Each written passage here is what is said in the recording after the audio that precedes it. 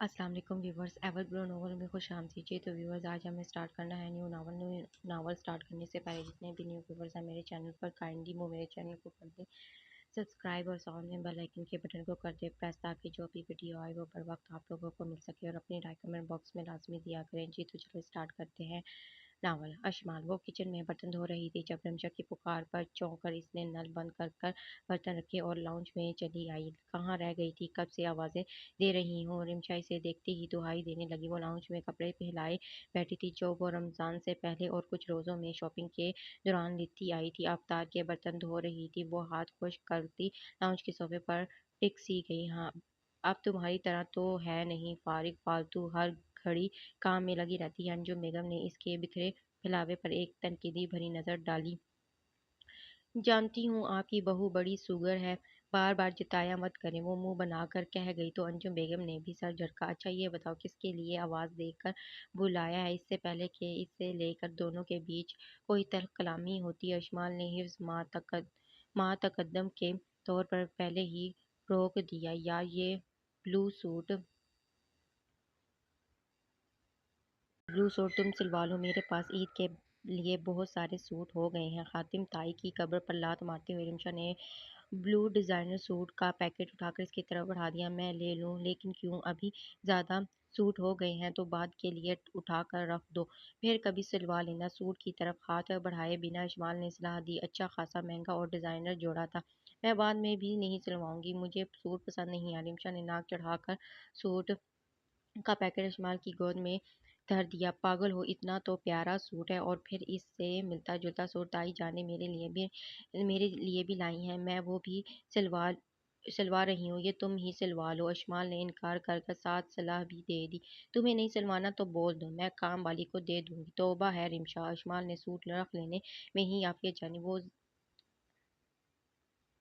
ज़दीदा नज़रों से अंजुम बेगम को देखने लगी, जो नाक पर मौजूद चश्मा और ऊपर नीचे कर कर महदब अदद से अदद से के पीछे से उकलौती बेटी को घूर रही थी। माँ की हाँ, माँ की प्यार से लाई हुई चीज़ इतनी ही तो गैर हैम है कि पसंद ना आने पर काम वाली को दे दूँ। अशमाल तुम ही ये जोड़ा सिलवा लो, और अब से मेरी तौबा जो मैं तुम्हारे लिए मोहब्बत से कुछ पसंद कर कर ले आऊं। अंजुम बेगम ने नरोटे लहजे में कह कर उठी। और ये जा वो जा, बहुत बुरी बात है रिमशा, क्या था जो तुम ताई जान का दिल रखने के लिए ही सूट सिलवा कर पहन लेती, वो खुश हो जाती। कितनी प्यार से लेकर आई थी हम दोनों का सूट। अंजुम बेगम का तासुर देती चली गई तो अशमाल ना सहाना अंदाज में इसे समझाने लगी।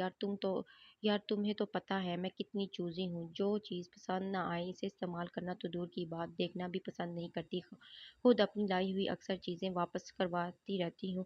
रिमशा ने अपनी मजबूरी बयान की, जो किसी हद तक ठीक ही थी। वो हमेशा से ऐसी ही थी, किसी की लाई चीज़ें इसे कम ही पसंद आती थी। हाथा के गिफ्ट भी अक्सर दोस्तों से मिलने वाले गिफ्ट किसी न किसी को बांट देती थी। जैसे अभी माँ का प्यार से लाया हुआ जोड़ा उठाकर इसने अशमाल को थमा दिया था। ताई जान को दुख हुआ है, इसका दिल रखने के लिए ही सिलवा लेती इनका दिल रखने के लिए ही सिलवा लेती, इसे अफसोस हो रहा था। माँ है मेरी, नहीं टूटा इनका दिल, अभी बना लूंगी। रिमशा ने लापरवाही से कहा। सुबह टेलर को कपड़े देने जाऊंगी, तुम भी अपने कपड़े निकलवा लेना, साथ ही दे देंगे। रिमशा ने सुबह का प्लान बनाया तो बहुत सारी लाकर इत्तेफाक कर गई। इसका दिल अंजुम बेगम की तरफ लग गया था कि शायद वो खफा हो गई हैं, लेकिन जब थोड़ी ही देर बाद रिमशा अंजुम बेगम के गले में बाहें डाले बैठी इन्हें मना रही थी, और अंजुम बेगम झूठी खफगी से इसे परे कर रही थी, ये सब देखकर इसके लबों पर आप मुस्कुराहट के साथ आंखों में पानी भी आ गया, जिसे छुपाने को इसने कई बार गैर महसूस तरीके से पलकें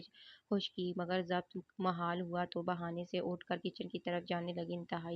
तन्हाई का अ, तन्हाई कर आंसू तेजी से आर्जों पर फैल गए। शुमार रो क्यों रही हो अली ज़िबरान, इसी लम्हे नमाज इशा और तरावी से फारिग होकर लौटा था। कुर्ता शलवार में बेहद वजी लग रहा था। शुमार को रोते देखकर तेजी से इसकी तरफ आया था। वो इसे देखकर बेतरह घबरा कर तेजी से आंसू खुश करने लगी। क्या हुआ, किसी ने कुछ कहा तुमसे? वो फिक्रमंदी से इसकी नज़रों के इर्तकाज को महसूस कर कर गिलास के इस पार देखने लगा जहाँ रिमशा अंजुम बेगम के साथ चिपकी बैठी, गालिबन इन्हें मना चुकी थी। कोई बात नहीं, हुई, क्या बात होगी? बेराब्त होकर वो उल्टा इसी से पूछ बैठी, फिर रो क्यों रही हो? वो बेयकीन नजरों से देख रहा था, जानता था कि वो झूठ नहीं बोलती, फिर भी आंखों में आंसू बेवजह नहीं हो सकते थे। बस ऐसे ही आंसू आ गए। आप हाल में चलकर बैठे, मैं खाना लगाती हूँ। वो पास से गुजरने लगी थी जब अली ज़ेबरान ने बाजू से पकड़कर इसे दीवार से लगा दिया। जब तक रोने की वजह नहीं बताओगी, जाने नहीं दूंगा। वो दो टोक लहजे में कहकर इसे अब हरासा कर गया। वो घबराई हुई नजरों से इसे ग्लास वॉल की तरफ देखने लगी। दोनों ही एलडी के तरफ मुतवज्जो थी, गो के इनकी पुश्त इन दोनों की तरफ थी, मगर इनकी नज़र पलट भी सकती थी। इसे ख्याल से भी अशमाल खफी से होकर अली ज़बरान की तरफ बेसांस नज़रों से देखकर लगी। गुलाबी सूट में घने बालों को छोटे से कैचर में कैद किए, बाकी के बाल बाएं शोल्डर पर पड़े हुए थे। गुलाबी आरिज और रोने की वजह से मजीद गुलाबी होती नाक का वो मोहब्बत से लबरेज शोल्डर पर पड़े हुए थे गुलाबी आरिज और रोने की वजह से मजीद गुलाबी होती नाक को वो मोहब्बत से लबरेज तशवीश भरी नजरों से देख रहा था। इसकी नजरें खुद पर जमी देखकर शर्म की सोटियां शुमार के चेहरे पर फैल गई। कुछ नहीं हुआ, बस यूं ही रोना आ गया, मम्मा की याद आ गई। लामाला इसने जल्दी से सच उगल दिया ताकि वो सामने से हटे और इसे जाने का मौका मिले। मिस कर रही हो तो कॉल कर लो इसके सिला पर। वो इसकी सलाह पर वो दर्द मुस्कुराहट से जा गई।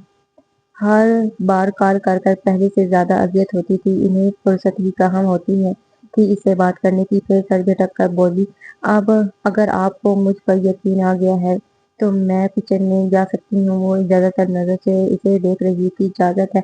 वो एक तरफ होकर रास्ता देखते हुए मुस्कुरा दिया। चलो मैं भी किचन में चल कर तुम्हारी मदद करूँ ताकि मुझ पर भी इल्जाम लग जाए। जन मुरीदी का वो शरीर लहजे में कह रहा था और इस्माइल इसके सामने बेसाख्ता हाथ जोड़ दी। माफ रखे मुझे, मैं कोई ताना फोड़ नहीं कर सकती। इसके चेहरे पर शर्मीन तासुरात और दिल में मुस्कुराहट देखा अली ज़ेबरान भी मुस्कुराता हुआ लाउंज की तरफ चला गया था। वो भी किचन को होली नीचे उठकर मदद भी कर दो। इस्माइल की मेज लगाने में अंजुम बेगम ने इसे अकेले मेज लगाते देखा तो पहलों में घुसी बैठी बेटी पर परे बिखेर कर शुमार का हाथ बटाने पर इसरार करने लगी। करने दें इसे अकेले, आखिर इसने इस घर को संभालना है। अच्छी बात है, अभी से आदत बनेगी। मेरा क्या है, मैं तो मेहमान हूँ। चंद माँ की रमशा और फैल कर बैठ गई तो अंजुम बेगम इसे घूरती खुद ही उठ गई। काम काज की परवाह नहीं, हरगिज गज भर की जबान है इस लड़की। बस अंजुम बेगम बड़बड़ाते हुए उठकर खुद ही मदद करने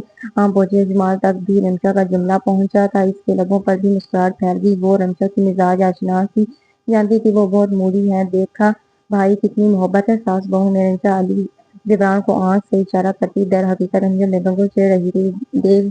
देख रहा हूँ, वो भी इसके अंदाज पर मुस्कुरा दिया। मम्मा पापा को जल्दी बुलाकर अपनी बहू को रुखसत करवा लें और शानदार सा वलीमा भी अरेंज कर लें। रमशा बैठे बैठे हाँक लगा रही थी। अली ज़िब्रान अंजुम बेगम के सामने ऐसी बातें पर इस्माइल का सर मजीद झुक गया था। ये रमशा बहुत मुंह फट है, बोलने से पहले सोचती नहीं है। वो सोच कर रह गई, तुम्हारे होते तो कभी रुखसत ना करवाऊं बहू को। तुम जैसी काम चोर नन ने तो मेरी बहू पर हुक्म चला चलाकर इसकी जिंदगी ही अजीरन कर देनी है। तुम्हें निकालूंगी और इस घर से तब ही इस्माइल को रुखसत करवाऊंगी। अंजुम बेगम ने साफ कह दिया। रमशा अपने मामू जात से मंसूर की शादी ईद के बाद थी। खाना लग चुका था। अली ज़िब्रान के साथ रमशा भी आकर कुर्सी खींचने लगी। देख लो भाई, मैं तो चाह रही थी तुम्हें जल्दी रुखसत करवा लूं, मगर तुम्हारी जालिम सास को ही सांस नहीं आ रही। बहू की रुखसती का सुनकर रमशा हमदर्दी बनी इस्माइल के साथ अंजुम बेगम को भी छेड़ गई। अली ज़िब्रान का कहका बेसाख्ता था। अंजुम बेगम ने रमशा से एक धक्स रसीद की। इस्माइल की झेलती मुस्कुराहट बेसाख्ता थी। इस्माइल बड़ी खूबसूरत खुश मिजाज बच्ची थी। इसकी वालिदा सानिया और वालिद अहमद में कभी नहीं बन सकी थी। सानिया अहमद साहिब की तंगी से नाला रहती थी, जिसकी वजह से इन्हें जी मार मार कर जीना पड़ता था। अहमद साहिब वाजिबी तालीम के बाइस कहीं ऑफिसर नहीं लग सके थे, जिसकी वजह से मामूली तनख्वाह में ही बीवी के साथ गुजर बसर करते वो इनकी ख्वाहिशात पूरी नहीं कर पाते थे। जबकि इनके बड़े भाई मुर्तजा आला पोस्ट पर फाइज थे। इनके घर न सिर्फ खुशहाली थी बल्कि अंजुम बेगम का पहनना ओढ़ना और घर में आसाइशात देखकर सानिया आए दिन अहमद से लड़ती रहती थी। मुर्तजा और अंजुम बेगम की नेक फितरत रखते थे। अहमद की माली हालात का इन्हें बखूबी अंदाजा था। तब ही دونوں کسی نہ کسی بہانے سے کوئی نہ کوئی چیز بطور تحفہ دے دیا کرتے تھے، مگر ثانیہ کو اور زیادہ چاہیے تھا۔ اشمال کی پیدائش بھی ہو گئی تھی، لیکن ان کے جھگڑے ختم نہ ہوئے۔ مرتضیٰ اور انجم بیگم کے بچے او لیول اسکول میں جانے لگے اور اشمال معمولی اسکول میں۔ انجم اور مرتضیٰ نے اشمال کی پڑھائی کا خرچہ اٹھا کر اس کا داخلہ بھی اپنے دونوں بچوں علی زبران اور ریشا کے ساتھ کروانا چاہا تھا، مگر احمد مزید ثانیہ کے طعنے نہیں سننا چاہتا تھا کہ وہ بھکاری ہے اور ان کے بھائی بھابھی انہیں بھیک دان کرتے رہتے ہیں، اور احمد نہ مانے تو وہ دونوں بھی چپ ہو گئے۔ اشمال 5ویں میں تھی جب ایک دن معمولی سی بات پر شروع ہونے والی لڑائی اس قدر بڑھی کہ احمد صاحب نے غصے میں ثانیہ کو 3 طلاق دے دی۔ اشمال جو بچپن سے اس ماحول کا حصہ رہ کر ڈری سہمی فضا میں پروان چڑھ رہی تھی، اس حادثے سے مزید ہراساں ہو گئی۔ ثانیہ رو دھو کر اپنے والدین کے گھر چلی گئی۔ انجم بیگم اور مرتضیٰ احمد صاحب کو بہت برا بھلا کہا، مگر اب تیغ کمان سے نکل چکا تھا۔ چھوٹی سی انجم کو سمجھ ہی نہیں آتا تھا کہ وہ کیا کرے۔ انجم بیگم اسے ساتھ لے جانا چاہتی تھی، لیکن احمد صاحب اپنی بیٹی کی ذمہ داری خود اٹھانا چاہتے تھے۔ عدت کے بعد ثانیہ نے پیسے والے سے شادی کر لی تھی۔ شروع میں وہ اشمال کو فون کر لیتی تھی، لیکن رفتہ رفتہ اس میں بھی کمی آنے لگی، اور شادی کے بعد تو وہ بھول ہی گئی کہ ان کی ایک بیٹی ہے۔ پہلے شوہر سے ہے ان کے 3 بچے ہو گئے تو انہیں اشمال کی یاد بھی بھولنے لگی۔ کبھی کبھی وہ خود ہی کال کر لیتی تھی اور ہر بار مزید دکھی ہو جاتی تھی۔ ان کے شوہر کو پسند نہیں تھا کہ وہ صاحب کو چھوٹی بیٹی سے تعلق رکھے، خواہ فون پر ہی وہ ان کے غیر موجودگی میں بات کرتی تھی یا کبھی بچوں کے کام کا بہانہ بنا دیتی تھی، اور اشمال ان کے لہجے اور انداز میں ممتا کی گرم جیسی ڈھونڈتی ہی رہ جاتی تھی۔ رفتہ رفتہ اشمال کو بھی سمجھ میں آنے لگا تھا کہ ان کی گزری گو زندگی میں اشمال کے لیے کوئی جگہ نہیں ہے۔ چھوٹی سی اشمال اور طویل زندگی کی آڑ میں احمد صاحب نے دوسری شادی کا فیصلہ کر لیا۔ نعیمہ ان کی دوسری بیوی تھی، جنہوں نے آتے ہی گھر میں اپنا فکر ایسا جمایا کہ احمد بھی ان کی مٹھی میں ہو گئے۔ انجم بیگم اور مرتضیٰ کو اشمال سے بہت لگاؤ تھا۔ نعیمہ ان کے آنے اور ثانیہ کی شادی کی خبر کے بعد انجم نے اشمال کو ساتھ رکھنا چاہا تھا، مگر احمد کو ایک بار پھر گوارا نہ ہوا کہ ان کی بیٹی بھائی کے گھر پلے۔ انجم اور مرتضیٰ کے 2 بچے تھے، بڑا علی اور زبران اور اس سے چھوٹی نمشا، جو اشمال کی ہم عمر تھی اور دونوں میں خوب دوستی تھی۔ علی زبران کو اشمال بچپن سے پسند تھی۔ نعیمہ روایتی سوتیلی ماں تھی۔ شروع میں تو انہوں نے احمد صاحب اور دنیا دکھاوے کو اپنے کردار میں رنگ گھولنے کے لیے اشمال سے جھوٹی محبت کے مظاہرے کیے، مگر جب ان کے اوپر پہلے سے 4 بچے آ گئے تو اشمال فقط آپا بن کر رہ گئی۔ پڑھائی کے ساتھ وہ گھر کے کام بھی کرنے لگی، ساتھ ہی بہن بھائیوں کی دیکھ بھال، انہیں نہلانا، کھانا پلانا، پڑھانا جیسے اس کی ذمہ داری بن گئی۔ احمد صاحب دیکھتے تھے مگر کچھ کہتے نہیں تھے کہ ان کی نظروں میں وہ اپنی بہن بھائیوں کی ہی خدمت کر رہی تھی۔ اس میں کوئی معیوب بات تھی جس کے لیے وہ کوئی ایکشن لیتے؟ سوتیلے بہن بھائیوں کی خدمت کرتے اس کا اپنا بچپن کہاں کھو گیا؟ وہ جو پڑھائی میں بے حد اچھی تھی، پڑھنے کے لیے وقت نہ ملنے پر اس کے مارکس کم آنے لگے، پھر بھی احمد صاحب کو احساس نہ ہوا۔ الٹا نعیمہ پڑھائی میں اس کا دل نہ لگتا کہ اٹھتے بیٹھتے گردان کر اس کی پڑھائی کا سلسلہ رکوانے کے ڈر پر ہوئی، تو اس نے ڈرتے ڈرتے انجم بیگم سے اپنے حالات بیان کیے۔ انہوں نے احمد صاحب کو احساس دلایا، یوں پڑھائی کا سلسلہ بند ہونے سے روک دیا۔ لیکن نعیمہ کو اشمال کا انجم بیگم کو سامنے لانا اچھا نہیں لگا۔ احمد بھابھی کی بہت عزت کرتے تھے، اسی لیے نعیمہ کھل کر ان کے خلاف کچھ نہ بول سکی۔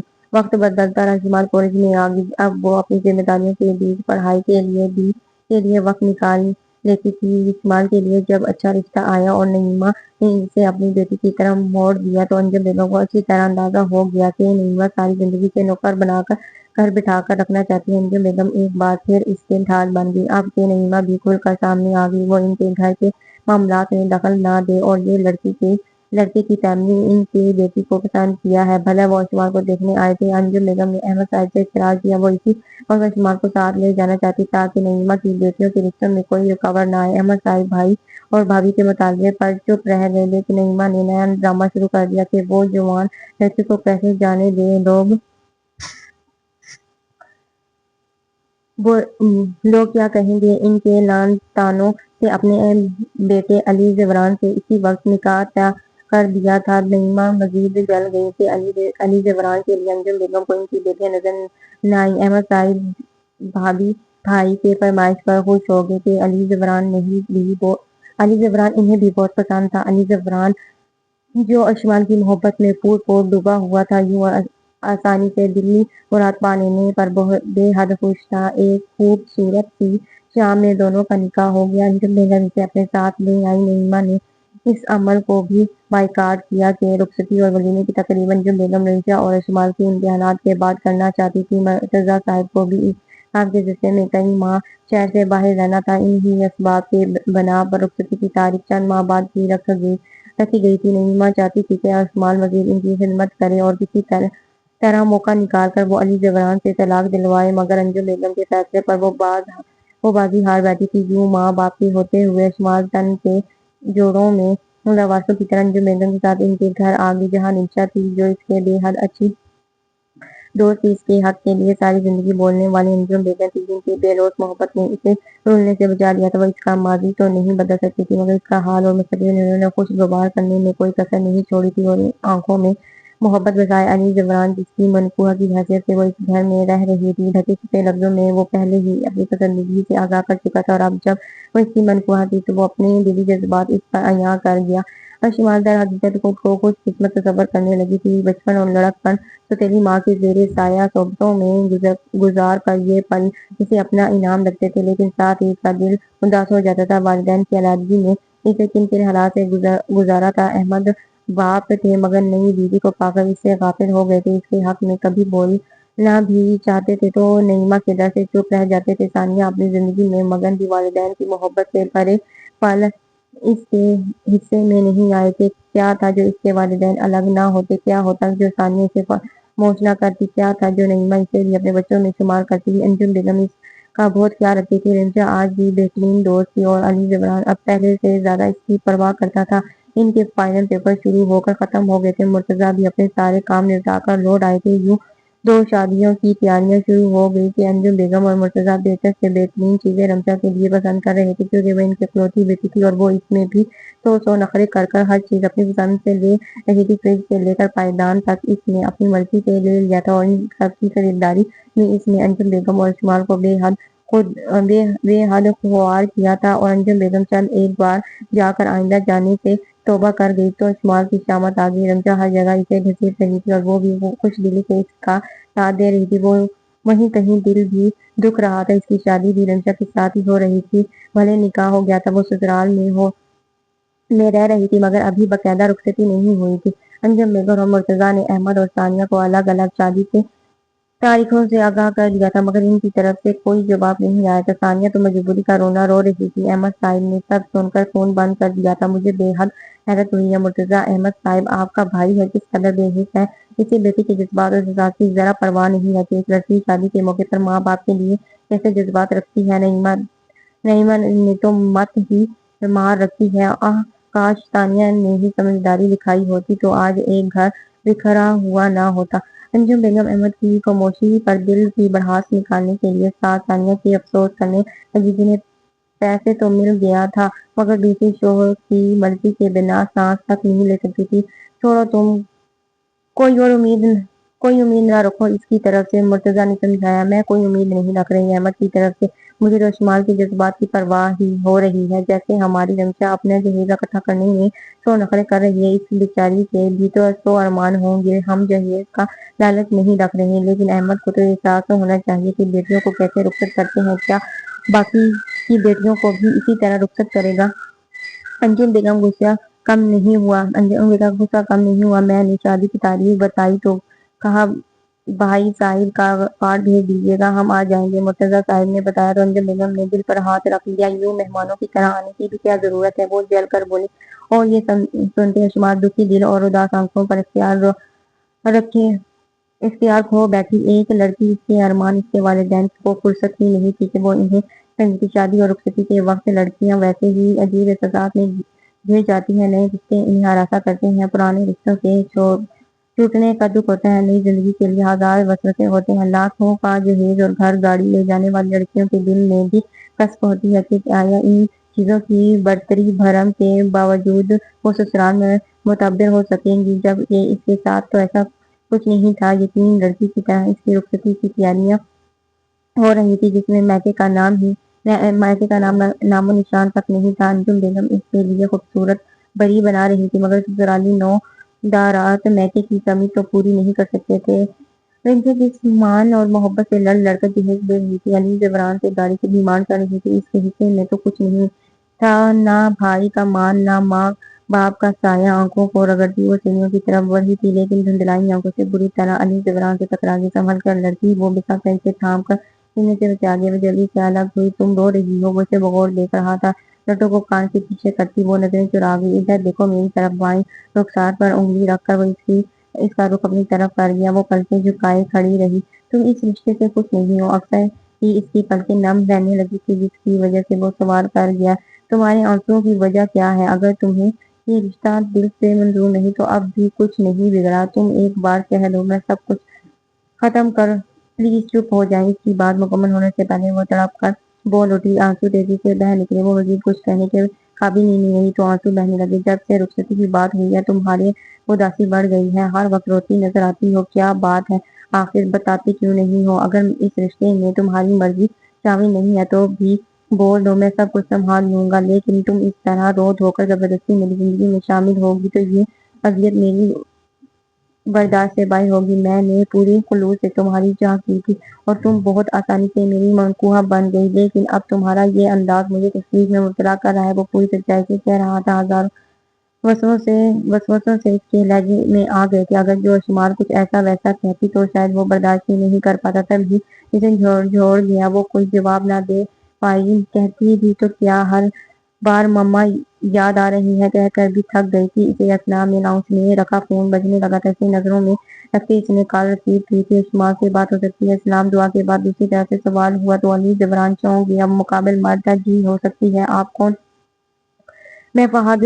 ذرا جلدی کروا لیں پلیز، دوسری طرف سے شائستہ لہجے میں کہا گیا تھا۔ اسے عجیب نظروں سے دیکھے پاس کھڑی شمال کی طرف اس نے فون بڑھا دیا تھا۔ تمہارا فون؟ وہ عجیب سے لہجے میں کہہ رہا تھا۔ وہ حیرانگی سے اس کی شکل دیکھتے اس کے ہاتھ سے ریسیور لے گئی۔ السلام علیکم، شمال بات کر رہی ہوں۔ مقابلہ شائستہ لہجے میں بات کر رہا تھا۔ غیر متوقع طور پر مردانہ آواز سن کر اس کی نظریں بے ساختہ علی زبران پر پڑ گئی، جو اسے باتیں کرتا چھوڑ کر پلٹ گیا تھا۔ میں آپ کا کالج فرینڈ ہیرا کا بھائی فہد ہوں۔ کالج کی فرینڈ ہیرا کا بھائی؟ ایکچولی میں نے ہیرا کی surprise birth day party arrange کی ہے، اسی لیے ہیرا کے خیال سے اس کی دوستوں کا نمبر لے کر کال کر رہا ہوں۔ تمام سہیلیاں آئیں گی تو ہیرا بہت خوش ہوگی۔ مقابل اس کے لہجے کی حیرانگی جان کر وضاحت کر گیا تو اس کی حیرت میں رفع ہوئی۔ آپ کل کے پارٹی میں آئیں گی نا مسز اشمال؟ وہ مدعو کرنے کے بعد استفسار کر رہا تھا کہ کہیں اس کا سرپرائز کا پلان ٹھپ ہی نہ ہو جائے۔ میں کوشش کروں گی۔ اس نے جان چھڑوانے کی جلدی فون رکھ دیا۔ اس کی نگاہ علی زبران کے کمرے کی طرف اٹھ گئی۔ وہ جانے کیا الٹا سیدھا سوچ رہا تھا۔ وہ ان سوچوں میں غلطاں سحری کی تیاری میں لگے۔ افطاری کے بعد نماز مغرب، پھر چائے، پھر عشاء کی نماز اور تراویح کے بعد کھانے میں اتنا وقت ہو جاتا تھا کہ سحری کی تیاریاں بھی کچن سمیٹتے ہوئے کر لیتی تھی۔ رنشا ذرا موڈی تھی، جب موڈ ہوتا ہاتھ بٹا دیتی تھی، ورنہ وہ اپنی تیاریوں میں لگی رہتی۔ ماسی کے علاوہ اوپری کاموں کے لیے بھی ملازمہ تھی، پھر انجم بیگم بھی ہاتھ بٹا دیتی تھی۔ اشوار کو زیادہ مشکل نہیں ہوتی تھی۔ وہ سمجھدار لڑکی تھی، لیکن احساسات کی وجہ سے اکثر جذبات کے ہاتھوں بہہ کر اداس ہو جاتی تھی، اور اس کی اداسی کو علی زبران کچھ اور ہی معنی پہنانے لگا تھا۔ سحری کی وقت میں وہ روٹا تھا۔ اشمال نے چور نظروں سے اس کی طرف دیکھا۔ وہ سنجیدہ چہرے کے ساتھ سحری کے نماز کے لیے چلا گیا۔ اگلے دن بھی اسی کیفیت میں گزرا تو اشمال کو بے چینی لاحق ہوگی۔ وہ پہلے ہی محبتوں کی گرمی اور اپنائیت بھرے رشتوں کی ترسی ہوئی تھی۔ ایسے میں علی زبران نے اسے احساس دلایا تھا کہ وہ بھی قابل محبت ہے۔ اس کے رشتے سے بنتے سے وہ متبر ہو گئی تھی، اور اب جب وہ خاموش ہو گیا تو اس کا بے چین ہونا لازمی امر تھا۔ افطاری کے بعد نماز مغرب سے لوٹ کر سب کے درمیان بیٹھنے کے بجائے وہ اپنے کمرے میں چلا گیا تو اس کی خود کو دیکھتی وہ خاموشی سے چائے کی ٹرے میز پر رکھ گئی۔ اشمال، آج کی پہلی میں بناؤں گی، تم آرام کر لو، دن سے لگی ہوئی ہو۔ رنشا نے چائے کا مگ اٹھاتے ہوئے کہا تو وہ پھولے سے مسکرا دی۔ یہ آج کیسے احساس ہو گیا کہ وہ تھک گئی ہوگی؟ انجم بیگم نے جھوٹی کپڑی سے دیکھا تو رنشا جھٹائی سے مسکرا دی۔ کرنا ہی پڑا۔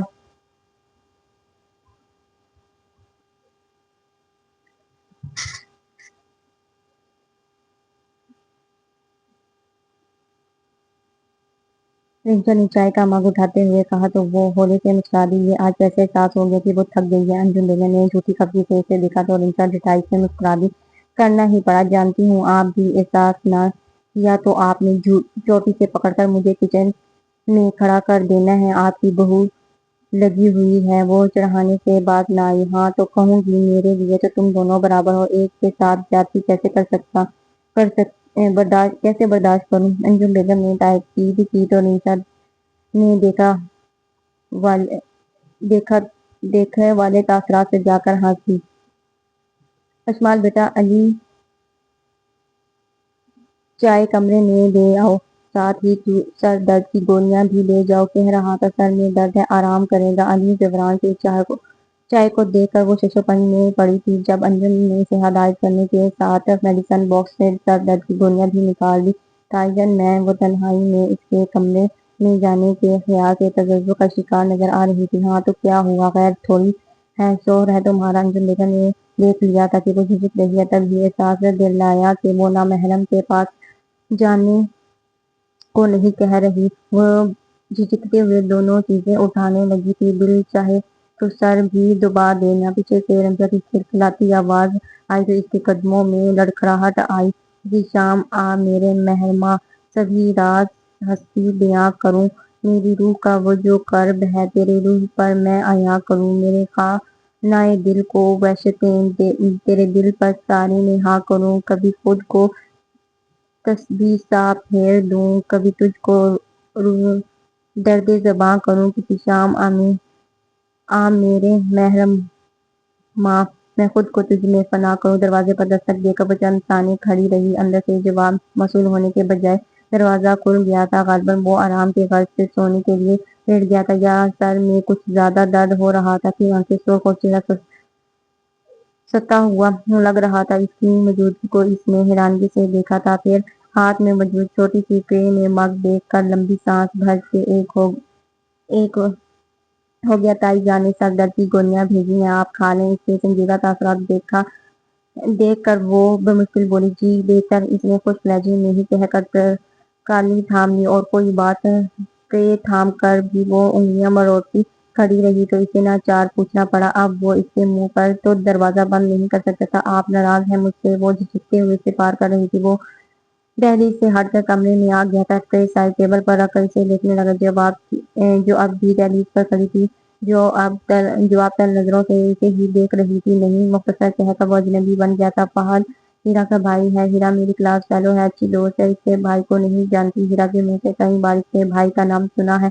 वो हीरा के लिए बर्थडे सरप्राइज पार्टी रख रहे थे तो इसलिए कॉल की। मैं इनसे कभी मिली न कभी बात हुई। वो खुद ही सफाई देने खड़ी हो गई थी। अली जबरान को मुझे देखे देख रहा था। मैंने तुमसे कोई सफाई नहीं मांगी, ना ही तशवीश की है कि किसी की कार की कौन था। वो संजीदगी से कहकर रुख फेर कर अपनी किताबों से भरी रैक की तरफ मुतवज्जह हो गया था। वो झुकते हुए 2 कदम अंदर आई थी। लेकिन मेरा फर्ज है कि मैं आपको सारी सच्चाई से आगाह करूं और आपसे कोई भी बात पोशीदा रखूं।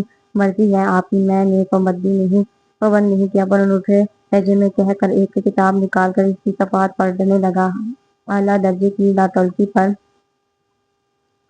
इकबाल को कुछ समझ में नहीं आ रहा था कि कैसे इसकी नाराजगी दूर करे। आप नाराज हैं ना मुझसे? मुझे कुछ अच्छा नहीं लग रहा। मुझसे आपकी नाराजगी बर्दाश्त नहीं हो रही। वो बिलाकर खुद को मजबूत पहुंच करती इकबाल का जब जवाब दे लिया। लहजा गुलगीर होते वो चेहरा आंसू से भीगने लगा। तुम्हें परवाह है मेरी नाराजगी की? हाथ में पकड़ी किताब वो थप से बंद कर रैक पर पटकती आवाज पर इसका नाजुक दिल उछल कर हलक में आ गया। वो हरासा नजरों से इसके वसीले चेहरे देखने लगी। किस बात का रोना है जो खत्म नहीं हो रहा तुम्हारा? मैं हमेशा अपने जज्बात तुम पर अयां किए, लेकिन तुमने कभी इशारा भी नहीं दिया कि तुम भी मेरे लिए ऐसे जज्बात रखती।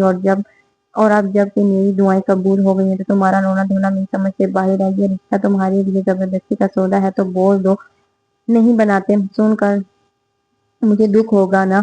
कम से कम वो दुख इस अजय से तो कम ही होगा जो इस वक्त महसूस कर रहा हूँ कि तुम हमारे रिश्ते से खुश नहीं हो। यूं यूं रुखसती के दिन करीब आ रहे हैं, तुम्हारी उदासी बढ़ती जा रही है। अगर तुम्हारी जिंदगी में कोई है तो तुम किसी को पसंद करती हो तो तब भी मुझे बता दो, मैं खुद ही तुम्हारी राह से हट जाऊंगा।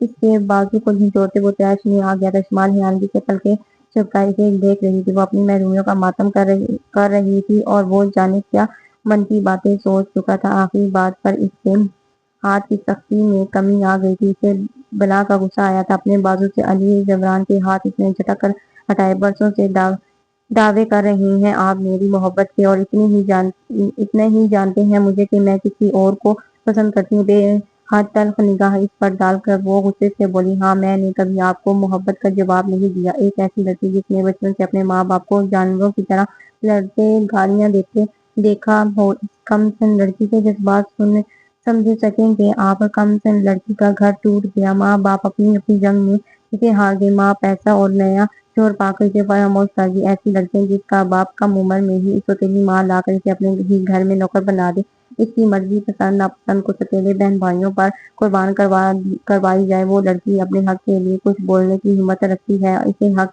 ہے کہ وہ کسی دوسرے کی محبت بھرے جذبات کا جواب محبت سے دے سکے۔ اشک بہاتی وہ اس سے سوال کر رہی تھی اور وہ ساکت اسے ہی دیکھتے جا رہا تھا۔ میری زندگی میں آپ کی محبت ہی روشنی کی ایک کرن تھی، لیکن میں اسے قبولیت کا درجہ بخشنے اہلیت نہیں رکھتی تھی۔ قسمت سے آپ کا نام مجھ سے جوڑ دیا۔ شاید قدرت کو بھی میری بے زبانی کا احساس ہو گیا تھا کہ میں ابھی اپنی حق سے یہ نہیں بول سکوں گی۔ آپ جیسا ہم سفر، تائی جان جیسی مہربان ساس، شفیق باپ کا روپ لیا تایا جان، اور انٹر جیسی دوست کو نل کی روپ میں پا کر میں رب العزت کا جتنا شکر ادا کروں کم ہے۔ بے شک آپ سب نے مجھے بے حد مان اور محبت دی۔ مجھے کبھی کسی نے احساس نہیں دلایا کہ میں کن حالات میں رخصت ہو کر آئی ہوں۔ ایک لڑکی کی شادی رخصتی کی بات سن کر کیا احساسات ہوتے ہیں یہ آپ نہیں سمجھ سکیں گے۔ علی جبران جو انسان سدائے ازول رشتوں کے درمیان رہا ہو، وہ میری ٹوٹی پھوٹی شخصیت کا سراغ نہیں لگا سکتا۔ باپ کی بے حسی، ماں کی لا تعلقی قدم قدم پر احساس دلا رہی ہے کہ میں پیدا کرنے والوں کی حقیقت محبت سے محروم انسان ہوں۔ محبت کرنے والے انسان مر جاتے ہیں نہ تو صبر آ جاتا ہے، لیکن جب والدین اپنی اپنی دنیا میں مگن اپنی اولاد سے تعلق ہو کر اسے فراموش کر جائیں تب کتنی اذیت ہوتی ہے یہ آپ نہیں جان پائیں گے۔ میرے سر پر نہ کبھی باپ کی شفقت بھرا لمس رہا، نہ ماں کی فکر مند محبت، اور اس ستم زدگی کہ ان کی عظیم ہستیوں کی شان میں اف تک کی اجازت نہیں۔ وہ اپنی جذبات اور احساسات اس کے سامنے رکھ کر سسک پڑی تھی۔ ابھی بات مکمل کر کر پلٹنے جا رہی تھی کہ جی بھر کر اکیلے میں رونا چاہ رہی تھی، لیکن اس کے ارادے بھانپ کر علی جبران نے اسے پہلے اس کا بازو تھام لیا تھا اور اب سنجیدگی سے اس کے بھیجے چہرے کو دیکھ رہا تھا۔ اس کے لفظوں کی سچائی اس کے چہرے پر رقم تھی۔ مجبور اور بے بس لڑکی جو اپنوں کی ہوتے ہوئے اپنوں کی محبت اور توجہ سے محروم تھی۔ ٹھیک کہا تھا اس نے، مردوں پر صبر آ جاتا ہے لیکن زندوں کے لاپرواہی انسان کو پل پل مارتی ہے، کاٹتی ہے، اپنوں کی بے حسی پر تڑپاتی ہے۔ اس کے جذبات اور جذبات کسی نہج پر تھے اور وہ الٹا سیدھا سوچ رہا تھا۔ اسے رمشا کی تیاریاں، اس کی فرمائشیں یاد آنے لگی۔ چند دن کے فرق سے وہ دونوں شادیاں تھیں۔ رمشا کے ناز و نخرے اٹھانے والے ماں باپ بھائی تھے، اس کا تو کوئی نہیں تھا۔ کچھ لڑکیاں حقیقتاً بہت محروم نصیب لے کر پیدا ہوتی ہیں، محبت لٹا کر اپنا آپ بار کر بھی خونی رشتوں سے انہیں خراج نہیں ملتا۔ اب جب سے اس کے جذبوں تک رسائی حاصل ہوئی تو یہ نازک سی لڑکی اسے دل کی مزید قریب محسوس ہونے لگی۔ بتا نہیں سکتی تھی کہ یہ پریشانی ہے۔ محبت سے دیکھتے وہ نرم لہجے میں گلا کر رہا تھا، کیا برادری کہ جس لڑکی کو اپنے ہی باپ کے گھر میں اسٹور میں سونے کو جگہ ملتی تھی، آپ کے عالیشان گھر کے خوبصورت بیڈ روم میں اب چین سے سوتی ہے، تو پھر اسٹور میں گزری راتوں کو فراموش نہیں کر پاتی۔ جب اکیلے اسے ڈر لگتا تھا تو کوئی اسے اپنے ساتھ سہارا دینے والا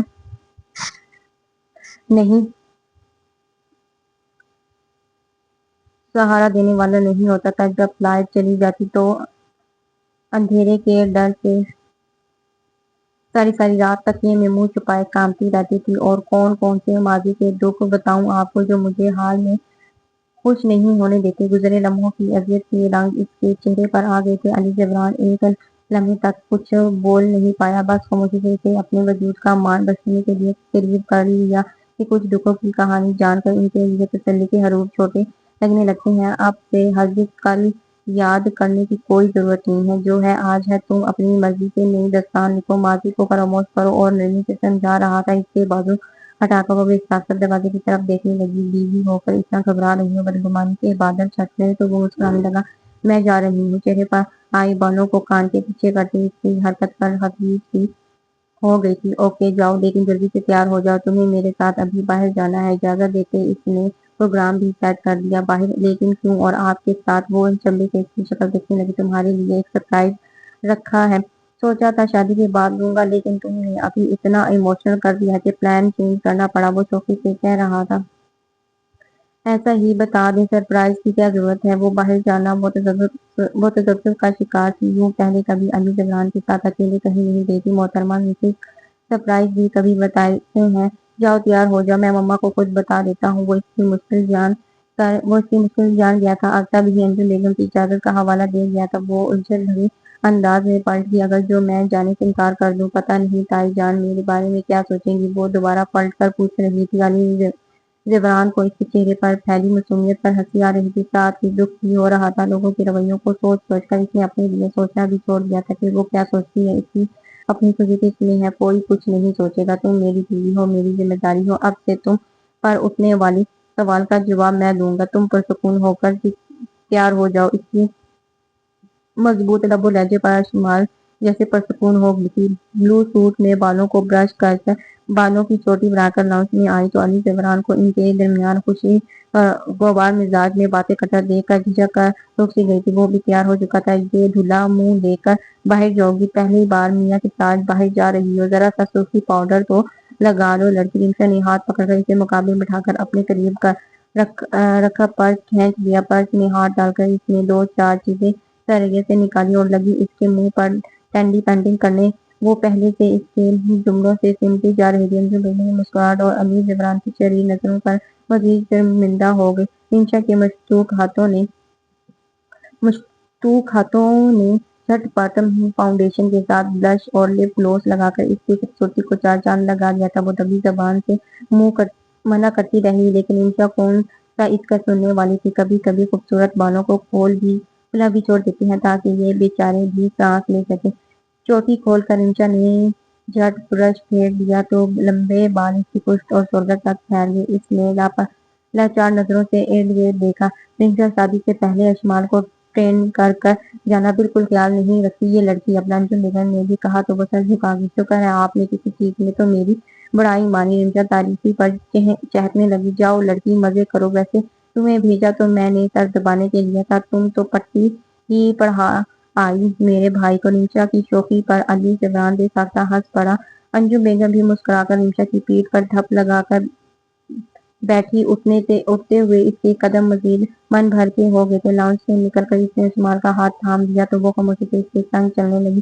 कैसा लगा अपना घर? वो इसे एक एक चीज चेक करवा रहा था। वो शौक से देख रही थी अपना घर। इसके गजरी आंखों में तहमीर सिमट आया था। ये घर तुम्हारे लिए लिया है, सरप्राइज था, इसलिए तुम्हारा नाम पर ट्रांसफर करवा ना सका। जल्दी ही ये मसला भी तय हो जाएगा। कल को जब तुम मुझसे लड़ोगी तो धमकी दे सकती हो कि अपने घर जा रही हूँ। वो हल्के फुल्के अंदाज में कह रहा था। वो मुस्कुरा भी ना सकी। इसकी कम माइकी को वो कितनी खूबसूरत से दूर कर दिया था। मैं नहीं दूंगी कभी धमकी, ना कभी छोड़ूंगी आपको। वो संजीदगी से इतराफ कर गई थी। इसके अंदर ढेरों सुकून फैल गया। जानता हूँ मेरी पगली भले मुंह से इकरार ना करे, मगर मोहब्बत तो करती है ना। वो बेसाख्ता इसके शाने पर बाजू फैला गया। कोई नहीं। वो शर्मा कर झुठला गई। ताई जान, या किसी को बुरा ना लगे, आपको इतना नहीं करना चाहिए था। मेरा घर वही है जहाँ आप सब हैं। वो दिन का खर्चा जुबान पर ले आई थी। जमीन जायदाद वही अक्सर रिश्तों को खा जाते हैं। कोई क्यों एतराज करेगा? मैं जो चाहूँ अपनी बीवी को तोहफा दूं, किसी को कोई एतराज नहीं। सबके इल्म में है कि मैं अपनी अजीज बीवी के लिए घर ले रहा हूँ। तुम फजूल सोचों से दूर रहा करो। कहा ना, अब से तुम्हारी तरफ आने वाले हर सवाल का जवाब मैं दूंगा। तुम पर कोई आँच नहीं आएगी। वो शजरे सायादार बना अपनी आजाद का यकीन दिला रहा था। इसका तफक्कुर भी किसी हद तक दूर हो गया था। वापसी में डिनर और शॉपिंग करने के दौरान इसे देर होने की फिक्र सता रही थी, मगर वो जल्दी के मूड में नहीं था। हर चीज लेकर ही लौटा था।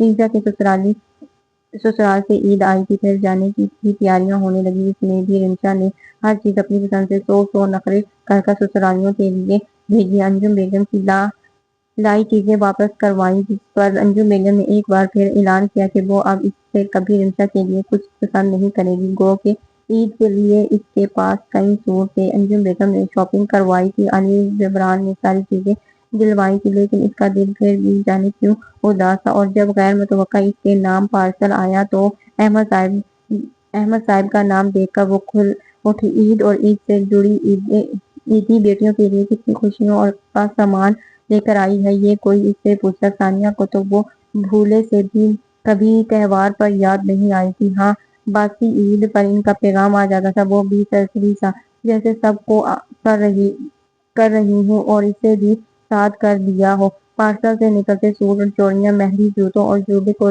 وہ ساتھ لگا کر دیکھ کر خوش ہو رہی تھی، اور سب اس کی خوشی دیکھ کر خوش ہو رہے تھے۔ میری پاپا اتنے برے نہیں ہیں جتنا میں سوچتی ہوں۔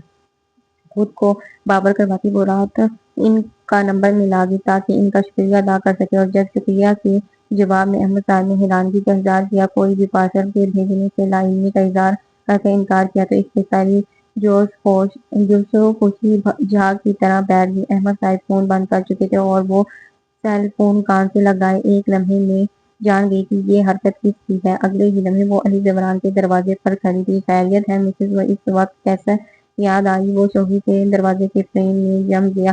اندر تشریف لائیں، اپنا ہی کمرہ سمجھے وہ شریر ہو رہا تھا۔ پارسل آپ نے بھیجا ہے نا، تاکہ آپ باپ کی طرف سے ملنے والی عیدیے پا کر میں خوش ہو جاؤں؟ وہ سنجیدگی سے دریافت کر رہی تھی، اور بات ایک دم سے کھل جانے پر علی جبران کے لبوں سے مسکراہٹ ایک پل کو غائب ہو گئی۔ مجھے آپ کی نیت پر کوئی شک نہیں ہے، لیکن آئندہ سے ایسی کوئی حرکت نہ کیجیے گا۔ سچ کھلنے پر میں مزید ٹوٹ جاؤں، کیونکہ کچھ لوگ جھوٹ بول کر بھی کچھ ہی نہیں دے سکتے۔ ٹوٹے بھیجے لہجے میں وہ احمد کا لہجہ یاد کر رہی تھی۔ دفعہ چٹ انکار کر کے انہوں نے کیسے جھٹ سے فون بند کر دیا تھا۔ پیچھے سے نعیمہ کی آواز آ رہی تھی کہ اب بیٹی کو کیوں یاد آ رہی ہے؟ علی جبران نے اسے خوشی دینے کو احمد صاحب کے نام کا سہارا دیا کہ میکی کی طرف سے آنے والی عید پا کر لڑکیاں خوش ہوتی ہیں، لیکن افسوس کہ احمد صاحب جھوٹ بول کر بھی اسے خوش نہ دے سکے۔ اپنی بات کہہ کر وہ پلٹ گئی۔ علی جبران کو بھی افسوس ہونے لگا کہ اسے احمد صاحب کو اعتماد میں لے لینا چاہیے تھا، لیکن جانے وہ اشمال کو جھوٹی خوشی دینے پر بھی راضی ہوتے یا نہیں۔ انجم بیگم نے افطار ڈنر پر احمد صاحب اور نعیمہ ان کے بچوں کو مدعو کر رکھا تھا، اس لیے کئی چیزیں دونوں کی پسند کی بنائی۔ انجم بیگم کو بھی وہ وقتاً فوقتاً احساس دلاتی رہی کہ یہ نہ بنوائے کسی کو پسند نہیں۔ انجم بیگم نے ہی اس کی ہدایت کی روشنی میں کام کیا تھا۔ وہ لوگ افطاری سے چند منٹ قبل آئے تھے کہ اذان شروع ہو گئی۔ دونوں ہی اجنبی بنے ہوئے تھے، بہن بھائی بھی الگ تھلگ تھے۔ ان سے مل کر اس کا دل مزید بوجھل ہونے لگا۔ احساس و محبت کی گرمی ڈھونڈنے سے بھی نہیں مل رہی تھی، حالانکہ وہ مہینوں بعد مل رہی تھی۔ یہاں آ کر تم تو بھول ہی گئی ہو کہ باپ کو پچھلے دنوں اتنی طبیعت خراب تھی ان کی۔ وہ تو میرے بیٹیوں نے راتیں جاگ کر ٹھنڈے پانی کی پٹیاں رکھی تو بخار ٹوٹا ان کا۔ تمہیں تو باپ کی پرواہ ہی کوئی نہیں ہے۔ مست ہو نکاح کر کر نعیمہ نے جی بھر کر سنایا تھا۔ سب ہی ایک پل کو چپ ہو گئے۔ میرے علم میں نہیں تھا طبیعت خراب ہے بابا کی۔ وہ مجرموں کی طرح اعتراف کر گئی کہ واقعی اس سے بڑی غلطی ہو گئی ہے۔ اپنوں سے ملنا جلنا، فون پر بات کرنا آپ کو پسند نہیں چچی جان؟ اب منا دے تو نہیں کروانی آپ نے کہ ہمیں علم ہو جاتا کہ چچا جان کی طبیعت ناساز ہے؟ آپ تو ہمیں اپنا سمجھتی ہی نہیں ہیں چچی جان۔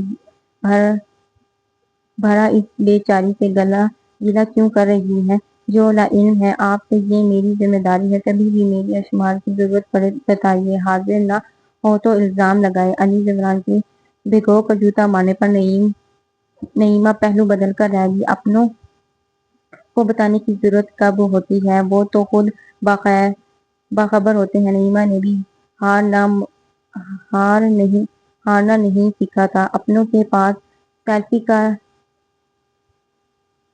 کالا علم جو نہیں ہے، وہ چچا جان بتانا تو پڑے گا نا۔ علی جبران کی سنجیدگی کے دبے جواب پر رمشا کو ہنسی تو بہت آئی، مگر وہ ضبط کر اشمال کو ٹہوکا دے کر اس کے کان میں گھس گئی۔ دیکھو ذرا اپنے میاں کو کیسے تمہاری طرف داری کر رہا ہے۔ وہ بے ساختہ اسے ہی دیکھے جا رہی تھی جو اس کا محرم تھا، جو لفظوں سے نہیں عقل سے محبت جتاتا تھا۔ روز بخیروں کو بھی گزر گئے تھے، ساتھ ہی شادی کی تیاریاں بھی زوروں پکڑ گئی تھی۔ بالآخر چاند نظر آ گیا تھا اور نئی صبح عید کی نوید لے کر آ گئی۔ عید کا دن کچھ سستی اور کچھ مہمانوں کی آؤ بھگت سے گزر گیا اور بالآخر شادی کا دن بھی آ ہی گیا۔ محرومیت بھری ماضی چھوڑ کر اس نے خوشیوں بھرے حال کو مستقبل میں قدم رکھ دیا۔ شادی میں احمد صاحب اور نعیمہ صاحب کو بلایا گیا، صرف دنیا دکھاوے کو مہمان بن کر آئے تھے۔ ثانیہ کے بچوں کے پیپر چل رہے تھے۔ ایک ہی شہر میں رہتے ہوئے انہوں نے شادی میں آنے سے معذرت کر لی تھی۔ دلہن بنی اسٹیج پر بیٹھی وہ ملول ہوتی تو علی دیوران چپکے سے اس کا ہاتھ پکڑ کر مسکرانے پر زور دیتا۔ گزرے وقت نے ثابت کر دیا کہ وہ کتنا اچھا ہمسفر ہے۔ اس کا ماضی نہیں بدلا تھا، نہ ہی ماضی کے لوگ بدلے تھے، اس کے احساسات بھی نہیں بدلے تھے، جو ہم بس آس لگائے بیٹھے رہتے تھے کہ شاید اب انہیں احساس ہو جائے، شاید اب وہ پلٹ آئیں، مگر وہ انجان تھی کہ کچھ لوگ بے حسی کی کوکھ سے ہی جنم لیتے ہیں اور اسی میں دفن ہو جاتے ہیں۔ انہیں احساس دلانے والے سر پٹک مٹک کر مر ہی کیوں نہ جائیں، وہ بے حسی کی نظر سے نہیں پلٹتے۔ ان کی شادیوں کو سال ہونے والا تھا۔ ننھا سا ارسلان ان کی دنیا کو مکمل کرنے آ گیا تھا۔ دادا دادی کی آنکھ کا تارا تھا تو ان دونوں کا قرار۔ رمشا کا پہلا پیار۔ رمشا بھی اپنے سسرال میں خوش تھی اور اس کی ڈیلیوری عید کے بعد متوقع تھی۔ پتہ ہی نہیں چلا تھا کہ رمضان المبارک ایک بار پھر آ گئے تھے۔ پھر سے وہی سحری افطار کی رونقیں کی کمی تھی تو رمشا کی جو سسرال میں تھی، اور کچھ نیا تھا تو ارسلان کے ساتھ ان سب کا پہلا رمضان۔ یہ لڑکی نہ پاگل کر دے گی مجھے، پہلے روزے سے عید کب لے کر آئے گی کہ رٹ لگائی ہوئی ہے۔ وہ ارسلان کو فیڈر پلا رہی تھی جب انجم بیگم رمشا کی کال سے فارغ ہو کر اسے بتانے لگی۔ وہ بھی مسکرا دی۔ رمشا اسے بھی کئی بار فون کر کر چیزیں لکھوا چکی تھی کہ عید میں یہ بھی ہو وہ بھی ہو۔ فیڈر رکھ کر ارسلان کو کندھے سے لگا کر تھپڑ رہی تھی تاکہ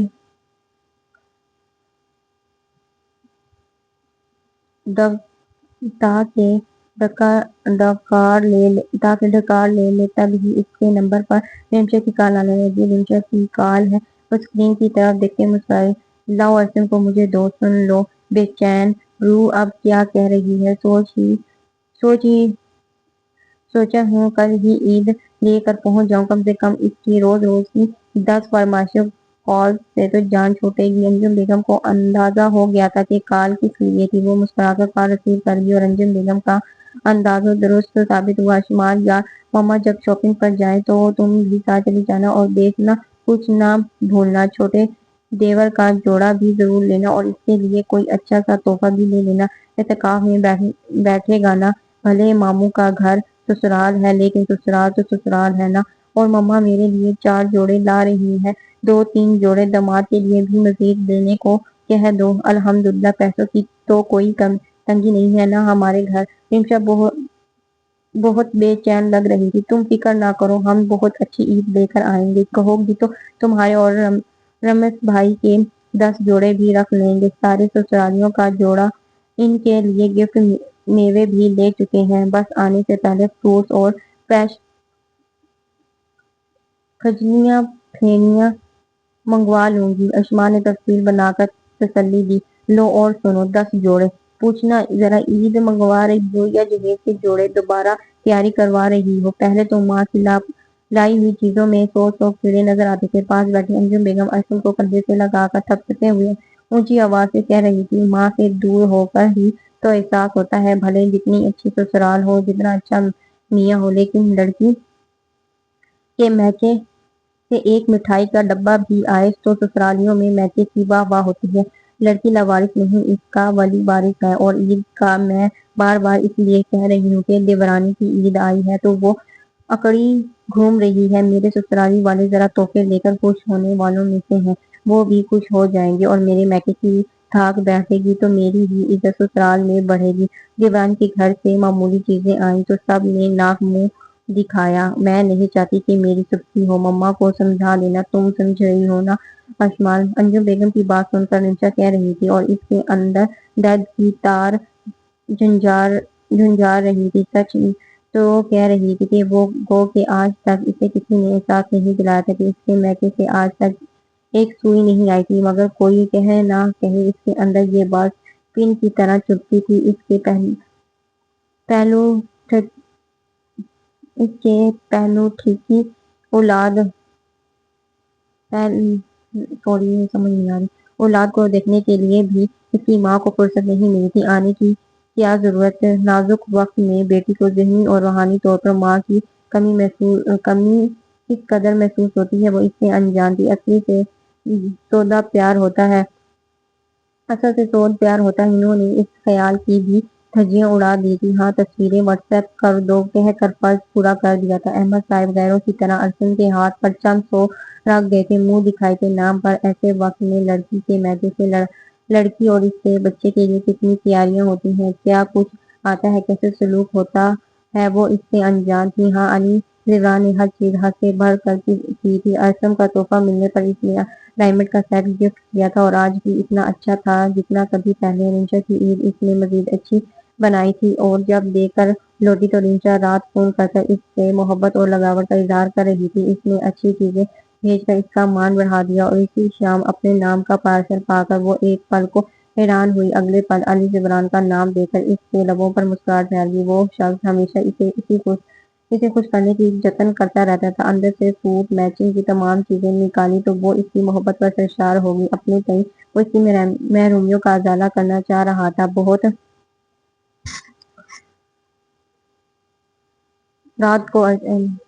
شکریہ، عید بہت اچھی ہے۔ رات کو ارسم سینے پر لٹائے اس سے کھیل رہا تھا تو وہ بھی چپکے سے آ کر پہلو میں لیٹ گئی۔ مہربانی، آپ کو چیزیں پسند آئیں؟ وہ مسکرا کر اسے قریب کر گیا۔ کیوں کرتے ہیں آپ ایسی حرکتیں؟ وہ ناز سے سوال کر رہی تھی۔ کیوں محبت کرتا ہوں تم سے۔ میں نہیں چاہتا میری بیوی کا دل کسی بھی وجہ سے ملول ہو۔ مجھ جیسی لڑکیاں تو بے شمار ہوں گی جو خوشیوں کے تہواروں میں کہیں محروم والدین کی کمی پر روتی ہوں گی تو کوئی میری طرح زندگیوں کے بے حسی پر کلپتی ہوں گی، لیکن مجھے جتنی خوش قسمتی لڑکیاں بہت کم ہوں گی جنہیں آپ جیسے شوہر اچھا شریک سفر ملا ہو۔ بہت شکریہ میری زندگی میں آنے کا۔ میری زندگی میں خوشی کا وجود آپ کے دم سے ہے۔ ایک مہربان ہمسفر کسی نعمت سے کم نہیں۔ وہ بہت عقیدت اور محبت سے اسے دیکھتے ہوئے کہہ رہی تھی۔ اس نے اس کی پیشانی پر اپنی محبت ثابت کر دی ارسم کی کھلکھلاتی آوازوں میں۔ وہ ارسم کی محبت بھری نظریں اس دنیا کو مکمل ہو گئی تھی۔ علی زبران نے اس کی محرومی زندگی میں خوشی گوار رنگ بھر دیے تھے۔ اس بار چاند رات کو باہر چلو گی؟ کیوں؟ اس بار کیا خاص بات ہے؟ جاننا چاہتی ہوں۔ ایویں آوارہ گردی کریں گے، شاپنگ، ڈنر، پھر تم مہندی لگوا لینا۔ وہ پلان سنا رہا تھا اور ارسم صاحب یاد دلایا کہ اس پروگرام میں اس کا کہیں ذکر نہیں تھا۔ اسے ساتھ نہیں لے جاؤں گا، ماں کے پاس چھوڑ دوں گا، وہ دیکھ لے گی۔ اب آ گیا تو اس کا یہ مطلب تھوڑی ہے کہ اس کی ماں کو چند گھنٹوں کے لیے بھی اکیلے لے کر گھوم بھی نہ سکوں۔ کیوں بھئی، لے جاؤ، تمہاری ماں کو اجازت ہے۔ وہ چوٹی سے کہتے بیٹے کے نخرے اٹھا رہا تھا۔ بیٹا بھی خوب اچھلنے لگا تھا۔ دیکھا کتنا خوش ہو رہا ہے کہ تھوڑی دیر کے لیے ہی صحیح ظالم ماں سے آزادی ملے گی۔ تھوڑا بڑا ہو تو دیکھنا، خود کہے گا آپ کی بیوی کے ساتھ میرے گزارا نہیں، دوسری ماما لا کے دو۔ وہ چھڑ رہا تھا۔ ہاں تو بیٹے کی فرمائش پر لے آئیے گا دونوں کے مزے۔